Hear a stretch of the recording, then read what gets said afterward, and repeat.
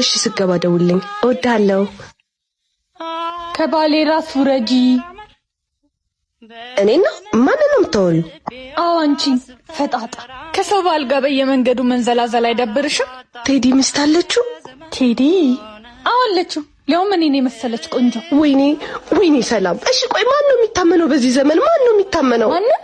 ወንዶች ሁሉ ነገራቸው አንድ አይነት ነው፣ ውሸታቸውም ጭምር። ደግሞ እኮ የ3 ወር እርጉዝ ነኝ። ኡልፉን ረስተሽ ጥለሽ። አንተ ባለጌ ወራዳ፣ ስሜን አትጥራው እሺ። ሚስትህን አይተህ ትንሽ እንኳን አትደነግጥም? ማናት? ታውቂኛለሽ?